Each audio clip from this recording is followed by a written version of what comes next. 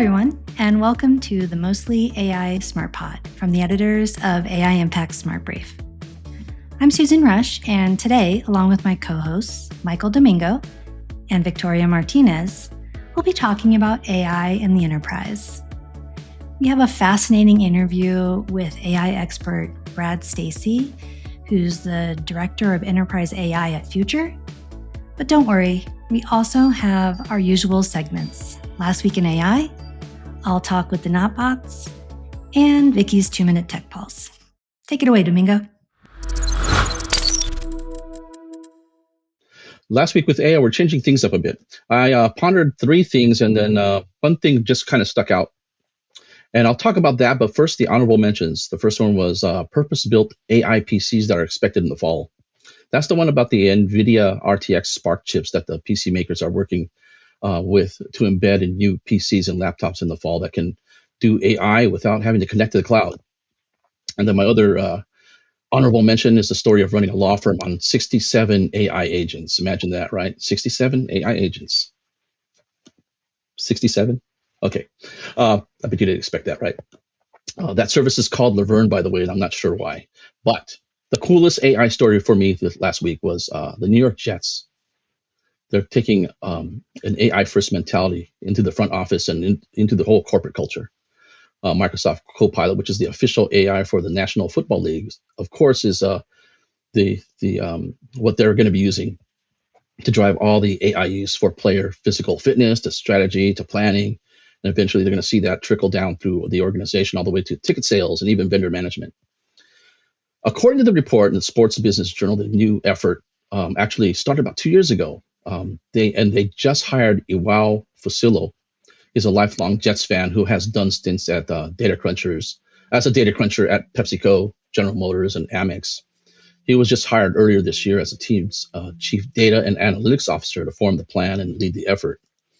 And I kind of thought it was interesting in the article. One Redditor asked ChatGPT what it would take to, quote, make the Jets a Super Bowl contender. And the Redditor basically got this weird answer, quote, change the coaching staff completely and somehow get a top 10 offense by year 2, end quote.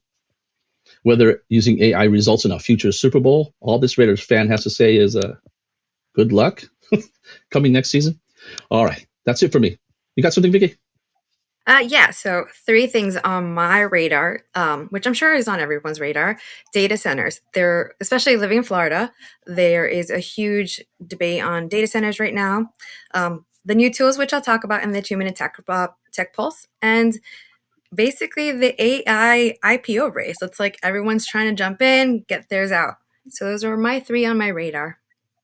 Those are really fun responses from chat about the poor Jets. Who knows? Maybe they can turn it around. I always have hope for them beginning of every season. So we'll see. So what am I watching? Apple. I think everyone is. They have their worldwide developer conference, and AI is really leaning into Apple Intelligence and Siri.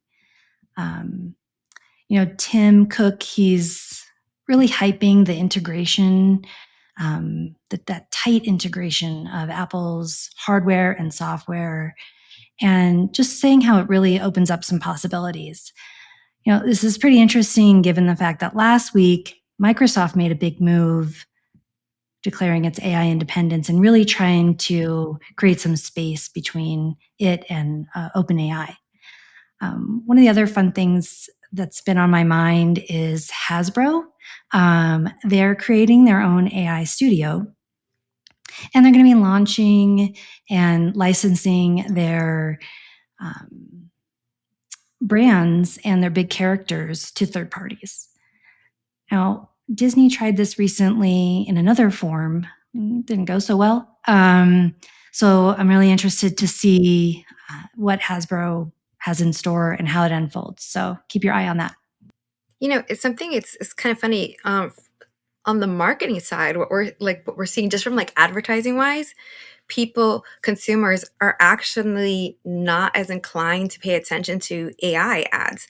And if Hasbro is going to make an entire AI studio, how is that going to reflect if consumers' opinions right now is they don't want to see it full AI.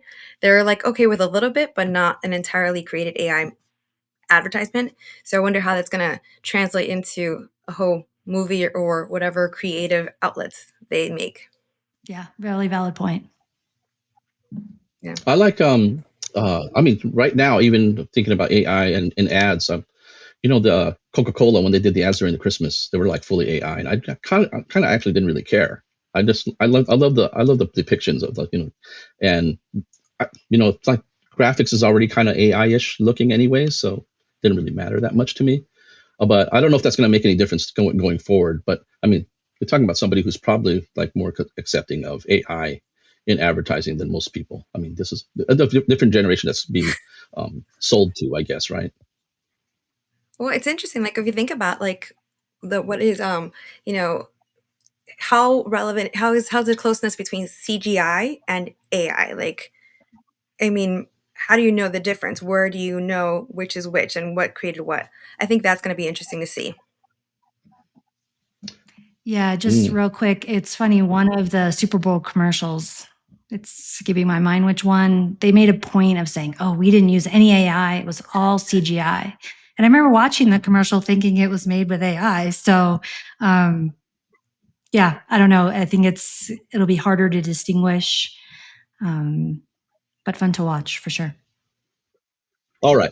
You can find links to the last week in AI in the episode guide for this podcast, as well as the breakdown section of the AI Impact Smart Brief newsletter, which you subscribe to.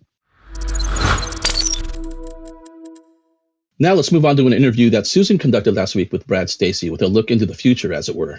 And by future, I mean the parent company of SmartBrief and the Mostly AI SmartPod. Brad is Director of Enterprise AI at Future, and in this interview, he talks about developing an AI strategy for the enterprise and the general philosophy that drives AI use across the future spectrum of products and content, including SmartBrief. Brad, thanks so much for joining me today to discuss AI strategies for the enterprise. Yeah, thank you so much for having me. So I know you've said, this is the year of AI for future. So kind of a two-part question, strategy-wise, where are the biggest opportunities? And then how are you shifting that corporate mindset from basic AI awareness to actual operational adoption? Yeah, brilliant. I think the two are really linked. Like my philosophy on this is really, really simple, which is that I'm eager that everybody has the opportunity to do their best and most ambitious work. Right. So rather than talking about, how few people could do a thing or how fast we could do a thing, I would rather we all collectively focus on doing stuff that serves our readers really well, doing stuff that, really leans into our superpowers and what people want and need from us. And I think it's complementary. I think it answers both questions in terms of what are the opportunities. So, using AI to cover things in more depth than we'd have done before, or produce interactive features, or whatever else. But also, the shift in mindset comes from achieving really cool things using this tech, and being really aligned that the purpose is to do our best work. So yeah, that's it, and that's not a new strategy. It's been my my focus for my entire career has been, enabling people to do great things with the best possible tech. And I think that applies, especially at Future. Yeah, I love the way you frame that, just giving people the opportunity and then the ability to do their best work, because I think that's what everyone at every company is striving for. So I think it's a really great way to frame the beginning of this conversation. What possibilities do you think open up for an organization when they stop viewing AI as just a productivity tool and begin using it to uncover new opportunities? Yeah. So, going back to most ambitious work, I think we could all probably recall like loads of great ideas in our career that weren't feasible, but we, dearly wish we'd done. Right. So I think there's a big tranche of, being brave and seeing things differently and, knowing that the tech allows us to do stuff that we otherwise would not have been able to do. So again, talking about interactive features, some of my colleagues have been able to use, vibe coding tools to build prototypes of things in hours that would have been, weeks or months of work before, right? So I think there's a whole tranche of brilliant ideas that could be reactivated, and then discovering whole new ideas as well. So we're doing quite a lot around synthetic research. So, taking virtual panels of people that, represent our audience and testing ideas against them to see what sticks and what we might actually take to real people and everything else. So we think that we can generate more high quality ideas that then become, features, marketing messages, editorial campaigns that end up in front of our users eventually. So yeah, it's do more, do better. In quite an ambitious way. One of the real tricks is just helping people understand what is even possible, because there are some things that a few years ago that would have seemed absolutely magical that we totally take for granted today. Like the high quality transcriptions from meetings being sent around to all the participants immediately would have been, pure magic 10 years ago, and is now, quite common, and, a feature that's missed when it's not enabled. Yeah, I love that. And it's so true. It's amazing, what people can embrace and get used to as normal, and then be able to take that to the next level. So that becomes the magic of the day, right? Yeah, and it's shifting currently. It always, the window of what is possible and what is acceptable and what is expected is, moving quicker than ever, isn't it? It's quite difficult to keep up sometimes. Yeah, absolutely. So I want to look a little bit more at AI from the product perspective. You touched on a little bit, but user behavior is changing rapidly. So, how is AI being used at Future to build more interactive features that match how our readers and users are actually wanting to consume content today? Yeah, so it's a bit of a tricky one, this one, because Future's entire proposition is being a trusted specialist media brand. So we have to be really careful with the trust that our users give us. And in particular, we can't engage in what some people call the enshittification of the internet, like making things cheap and crap, and, not fun or engaging or anything like that. So we have to be quite selective with the features that we launch. And we have to be very user aligned, right? We have to do something that is unambiguously great for the user, and not just marginally great, like much, much better to justify its existence, because people will ask bluntly, why did you use AI to do this, right?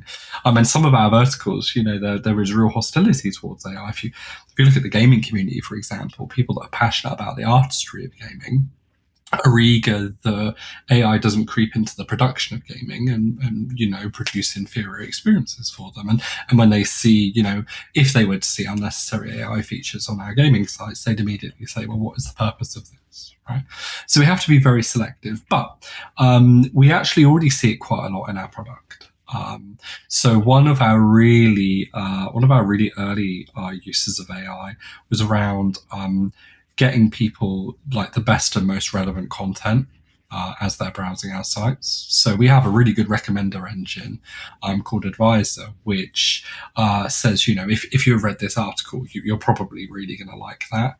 And that's been really great for our users, because it means they get to, sort of mine the depths of our specialist content in a way that they wouldn't have been able to before, because there's such a premium on, the space that that you have to surface to people. Another really exciting one.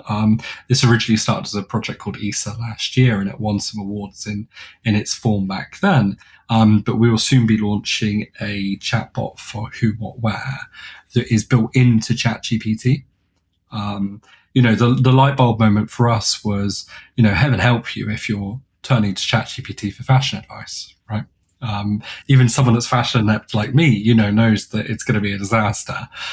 So now you can at who, what, where. And when it gives you advice, it will build up a profile based on its knowledge of you. I'm a British male in my late 30s, that has a busy toddler to run around and everything else. And it will take that into account when it gives responses, but it will also take our editor's opinion into account. So, it might look something, it might scour our database for something that's on trend and a bit casual, that might suit, my lifestyle or my look or, the vibe I'm going for or whatever else. So, we're very rapidly building some really interesting stuff, which we think, is really aligned for our users.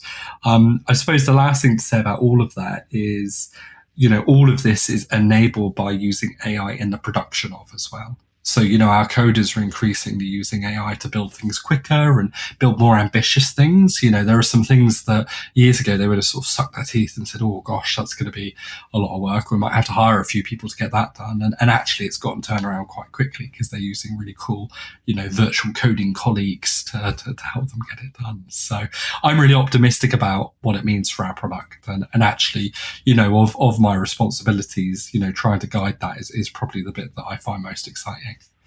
Yeah, that sounds really exciting. Having great fashion advice with also human in the loop, right? So, you're not just trusting the computer to help you, you're also relying on that expertise of our editors. I think that's great. And yeah, it's our hypothesis, our hypothesis is really simple. It is that, AIs just don't have taste. Certainly not as good as our editors. And being able to mix those things together is something we think is really interesting. So, one of the things I wanted to talk to you about was enterprises need an AI competent workforce. And as your role as director of enterprise AI, firsthand that training and upskilling is a vital part of success. I know Future is really leaning into this, making sure that its employees are in the know and on the cutting edge. And then you also have a college level AI training initiative I know you're excited about. So if you could talk a little bit about that, I'd appreciate it. Yeah, perfect. So upskilling is really, really broad for us. So it's everything from casual drop-in sessions to online resource hubs through to, mandatory training like we all have to go through from time to time. But as you've rightly highlighted, our college level apprenticeship program is something that we're especially proud of. So in the UK government has a program called the Apprenticeship Levy, which is sort of a form of tax that has to be spent on training. So we found a partner to help us use those tax funds to upskill our workforce. So we have started with a program called the AI Champions, which is a year-long program to build competence in using the tools. So people are paired with industry-leading lecturers. They're paired with, instructors to help them get stuff done. They're given access to really compelling software.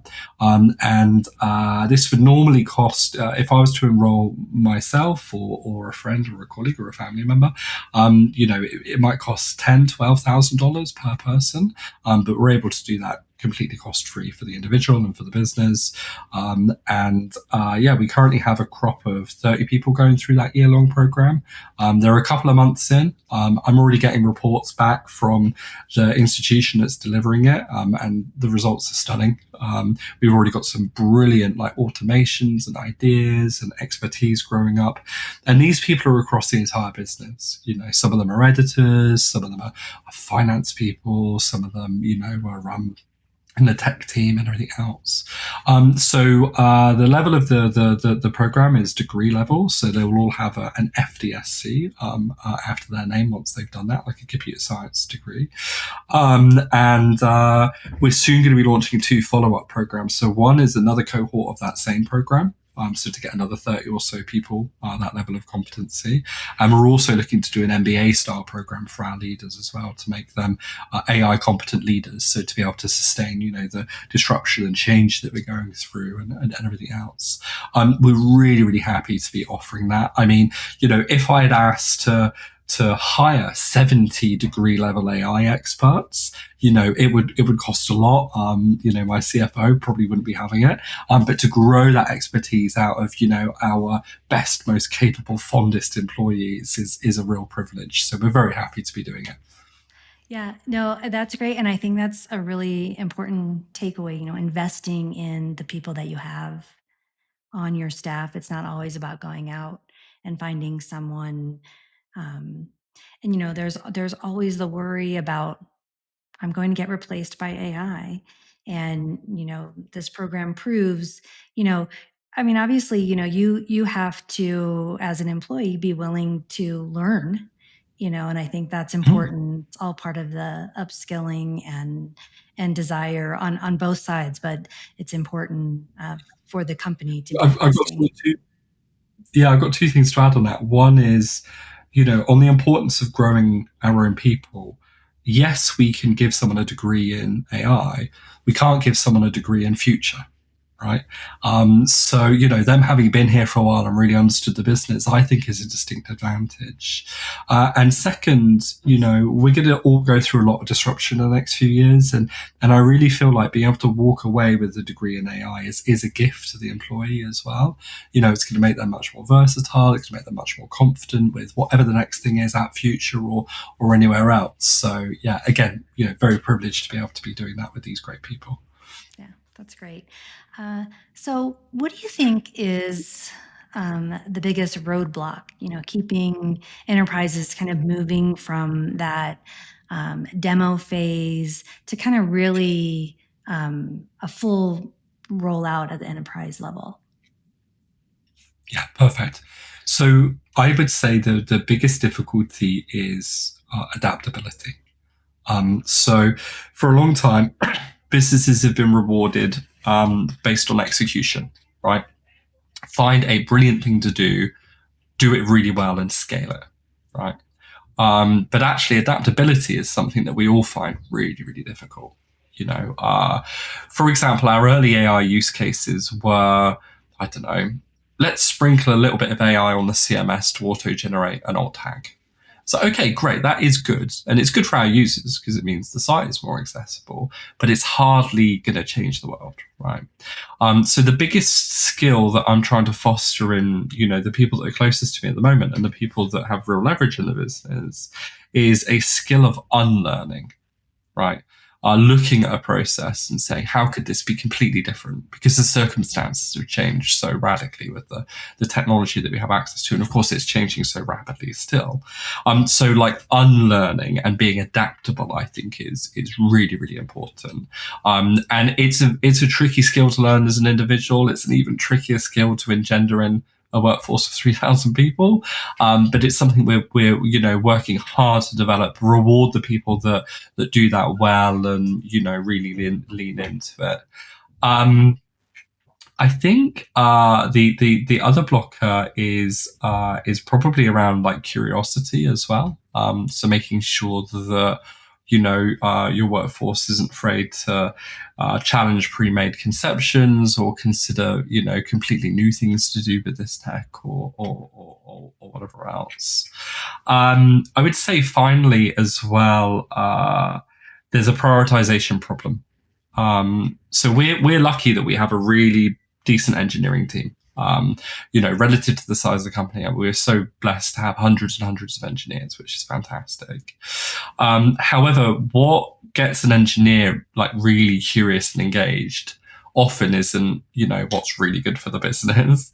So there's a certain amount of like trying to get the stars aligned of, something that an engineer really wants to do, something that's really good for our users, something that's really valuable for the business, and, prioritizing against those axes. Because, we could spend 400 engineers worth of time building an amazing science lab project that doesn't actually kind of move the needle in any sort of significant way. So yeah, do stuff that has an impact, I think, and prioritize sort of relentlessly is super, super important to us. Okay, great. Well, those were some great pieces of advice for people listening in today. And maybe just I can pull one more out of you. For a business leader listening today, who wants to make 2026 their landmark year for AI as well, what's that first step they need to take to make it a reality? This is going to sound so ridiculously basic, and not even like advice, really, but it is to just do something. I remember in my early days when I started learning AI and introducing businesses to it. This is long before ChatGPT came along. And there was this general perception that, it's IBM, it's Tesla, it's Facebook, it's Google that do AI, and AI isn't for the rest of us, right? And we all know that's changed quite a lot. We've all become power users of AI in many ways, in our personal lives and our professional lives. Certainly, if you consider how things have changed in the last few years. So I would say do something like build momentum, because momentum is your friend in this instance. And what you can't afford to do, nobody can afford to do this, is stop and wait for the perfect solution to land in your lap. Right. There is going to be no perfect model. There's going to be runners and riders. There will be an AOL of this, that sort of, was a giant one day and then 10 years on is, it no longer exists or whatever else. So commit and do something, celebrate your successes, learn from your losses, and just try and keep it rolling, I think is the most important thing. Something that was totally impossible 6 months ago might be eminently achievable today. So being willing to sort of go back to the well and, reappraise good ideas, I think is really important as well. Getting started is the hardest thing in almost anything. We're all intimidated by a blank page when we're writing a new report, or by a blank text box when we're starting to use an AI for the first time. But we also know that getting to the start line is a big part of, success, and taking your first steps is, really, really important. I would also say don't get too distracted by the noise. There is this sense that AI is moving faster than even the best people can keep up with. But actually, fundamentally, there have only been a few really good ideas that have come through in the last year, and a lot of what we've heard since has been marketing and positioning and jostling and everything else. And if you get too swept up by there is something new to focus on every week, you're not going to get anything done. So being really aligned with the fundamental, purpose of your business, your users, your colleagues, the impact that you're here to make, and just doing something, I think is probably the right advice. Well, that's great. You said it was going to be super simple and basic, but I think you really outlined a great plan for someone who wants to jump in. So that's great. Brad, I could sit here and talk to you all day about this, but I know you have to get back to it. But I really appreciate you sharing your insights and everything going on at Future. There's some exciting things happening. You've given our listeners a lot to think about. So thank you so much. Lovely. Thank you for having me, Susan. I hope you enjoyed listening to that interview, as I just had so much fun talking to Brad. He's got a real vision. It was really cool to listen to his approach to, strategy, operations, and products. But one of the things that really stood out to me was him talking about employees and their skill set. Upskilling is kind of turned into a word that a lot of people don't like. But Brad talked about it from a different vantage point, talking about helping employees unlearn, really kind of moving away and knowing that it's okay to let go of some of those outdated approaches to your everyday work or to product development, and really embrace the efficiencies and realities that AI can bring to the workforce. Domingo, do you have any ideas about that? Yeah, I had written down some notes about this. I just looked at this morning. Stanford Online has a blog post that will point to you in the episode guide about the definitions for upskilling and reskilling. And it says that reskilling is, quote, reskilling is often pursued to pivot to a different career or industry due to changes in job demand or personal career goals, end quote. So if you think about reskilling, what it is, it's pretty much unlearning. It's kind of like the definition of unlearning, right? You do this all the time. For context, I think about what we do in our jobs daily, or well, maybe weekly. We don't do software upgrades every day, but every once in a while we do a software upgrade here in Future. And so I'm not going to talk about what our specific software is that we use, but once we make this transition, it's like, everyone hates change, right? But we do it all the time. We do a complete reinstall of the software. We got to learn that. We got to unlearn things, essentially, to learn the new software. And at the same time, the upgrade often requires unlearning old skills. You get accustomed to the old program, and you have no direct relation to the newly updated software. Basically, you got to learn something absolutely new. So I think that same goes for basically even our phones, right? We have apps that you always like. You have a favorite app, and all of a sudden they update it, and you got to go to the update, and it's absolutely different. And like, oh gosh, gotta learn that, right? So there you go. You have to. So for AI, same thing. Got to learn new prompts. AI, they go through incremental improvements. I mean, ChatGPT is already on like another dot release for this week, and it was like 2 weeks ago they had just another one, right? And so I'm just basically saying, in this, basically you're basically an old dog who has to learn new tricks. So that's kind of my opinion on there. I mean, honestly, looking at his whole viewpoint, I love the fact that it's not necessarily, hey, we're going to replace employees. What I love is that it's more like this is going to help you be the best version of the employee that you can be, like helping us with research, helping us, vibe coding. It's just little things that are helping us. I mean, let's be real. I don't have the time of day to pull all the analytics. We should have somebody who's going to help me on analytics. That is not me. I am not mathematical at all.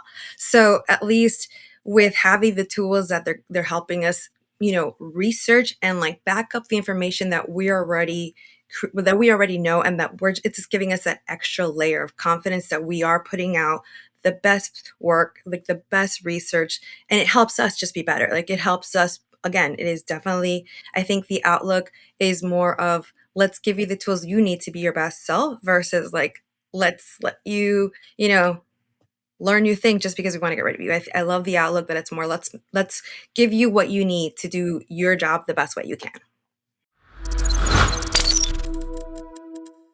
Vicky, you have some thoughts about data centers. I think that's kind of like another topic we wanted to discuss in this episode. And fascinating. Yeah, and there's a lot of stuff that's going on with it. I'm sure you've been seeing I don't know if it's just because, now I am researching more about AI, but my algorithm has been populating all these segments that are not just the typical AI data center conversations that are happening all across the US where, small communities are fighting. They're at their town hall, making their voices heard because they don't want them there. But one thing that I've also been seeing that isn't as much widely spoken about is the impact on the environment and the amount of thermal heat that gets radiated off of these data centers. So yes, there are definitely some pros to these data centers, but if you look at it from an environmental standpoint, is it really worth it? And what can we do to really create a data center that that's going to basically work in balance with the community, with the environment? It's a big topic, and it's obviously going to get bigger because more and more tech companies are jumping into the AI game, and obviously something has to happen. But what would be the solution? How do we get there? Like, what do we think? Yeah, so it's really interesting. I was looking at a recent Gallup poll. This isn't a solution, but 4 in 10 Americans are basically like NIMBY, right? No AI data center in my backyard. And I think it's really important, and we definitely need a solution. But at the same time, AI use is skyrocketing, not even only just at the enterprise level, but also among individuals. People are using Chat GPT and Gemini, to plan their next vacation, to figure out if the Jets can possibly win, right? So yeah, I think it's a real problem. And I know there's some really interesting ideas, and I know partly maybe putting those AI data centers in the ocean. What do you think, Domingo? Well, that actually used to be my part of my beat. I used to cover data centers with another company when I was writing for them. Basically, it was part of Microsoft's like infrastructure initiative, and it's not initiative infrastructure as you think of infrastructure, like roads and everything else, but instead it's the infrastructure needed for moving data globally. It's like the data centers, cables, all sorts of stuff, and how energy is used. So they would have data centers spread all over the place just for what do you call it, for backup. If one data center goes out in Scotland, they know that one in Brazil is going to spin back up, and they're going to have another data center with all the data from that center up, right? So anyways, so I did some big digging into the past, and there's a lot of stuff about Project Natick. That's the whole thing with Microsoft. That project that they did, they basically took a steel cylinder and dumped it into the North Sea and used the cold water to basically keep this thing running efficiently, because data centers generate immense amounts of heat. And if you've ever been in a data center and their AC is not running quite right, it actually feels pretty warm in there. And then that's why they always have them like deathly cold if you've ever been in one. So anyways, they dumped this thing back in like 1998, and then 2 years later they brought it back up, and they've done some research, and they found that that's highly reliable, energy efficient, and it just the icy cold of the Scottish coast was like perfect, right? Anyways, it's supposed to be a phase 2, but they never got to it. And so there's efforts right now to do that. There's in fact one in China. They have a subsea data center off Hainan Island, and California actually there's a company that wants to do that here. However, highly regulated. That's the problem, of course, because that might have been one effort. When they brought the thing up, there was actually like algae and stuff clinging to this thing. So there is a lot of heat that's being generated, enough in the cold Scottish waters that they actually had like living things on the data center. So, of course, in California, you dump that thing in the California waters, it's a lot warmer than the Scottish waters. They're going to have some environmental issues more than likely. So it needs more study. That's just one data center that they did this experiment with. So right now, it's like, it's going to take years to do that. The company is Spin, and they're basically partnering. Actually, I take that back. It's not Spin. That was another company. It's called Net Oceans or something like that. I can't remember what it was. I should have written it down, right? But there are data centers for your backyard, believe it or not. Basically, a company called Spin, they're working with NVIDIA to build these like little HVAC centers. And we did a poll about this, and I even asked about that question about whether you have to actually have a data center in your house. And that's basically what it is, a data center in your house. What it does is actually it regulates the amount of, I'm going to stop using the word regulate because that sounds like law, right? It basically monitors how much energy is coming out of your house, and most houses use about 40% of the energy that's being sucked up by the wires in your house. What it does is Spin will take that 60% and they'll figure out what to do with that 60%, and they'll basically say, okay, we can use that for data AI data center processing, and so they redirect it there. It's kind of an awesome kind of use for it, and I kind of like that idea. But I don't know, people are still, even when you say data center in my backyard and data center in my home, they're just like, no, absolutely not, right? And I think what I'm on the side of, hey, I'll take it. I'll put a data center in my house if I can take advantage of it. And there's supposed to be some incentives to do that. So I don't know what your thoughts are on these. Yeah, I think it's, data center in the ocean. At first it's like, wow, that's interesting. It keeps it off, off the land, out of the backyard. But long term, what's that going to do to the ocean?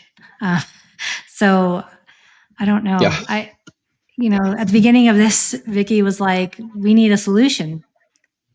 I don't think we're there yet. But I think there was a lot of good ideas, some things happening. We'll see how it shakes out. I mean, we're definitely going to hear more about this because, like you said, AI continues to explode. So, it's definitely going to be a conversation that will be had more and more, and we're going to be hearing about more and more. All right. Hey, check this out. Before I logged in, like right before I logged in to this segment, I had to write this note real quick. I got something from Business Insider that said they have a data center tracker. You can find out where the data centers are being built around your house. So I haven't checked and looked. I just got this email just like recently. So, but I wouldn't imagine there's going to be one like a couple miles from here. So, or at least a project, because there's a lot of empty land over here, and I can imagine they're going to build one sometime soon. This place needs the tax breaks. So, anyways, let's go with the next segment. Vicky has the 2-minute tech pulse. Like you said, ChatGPT has a lot of upgrades. The latest upgrade is one of the great things about this is that it is basically made a lot of interactive, rich charts. And so you can create better pie graphs, better line graphs, and they'll have web interface. They have a new screen writing blocks, which feature integrated tables. Contents have been introduced for long form reporting. And users are actually able to use send emails directly within ChatGPT. They can connect their Gmail or their Outlook account. These are basically like ChatGPT is really trying to make this all-in-one workspace so that you like do everything from within the the dashboard of ChatGPT, which is great. But at the same time, I definitely think that I'm not going to be trusting ChatGPT to have access to my Gmail or Outlook. The next, brought this up earlier, it is literally the battle of the $1 billion IPOs. Anthropic has officially filed for an IPO. ChatGPT, OpenAI is essentially fast tracking. Rumors are that they want to have a public offering as soon as September. Both of them are extremely, they're under a lot of pressure to make sure that they turn into some profitable enterprise. Obviously, it's all about the money, people.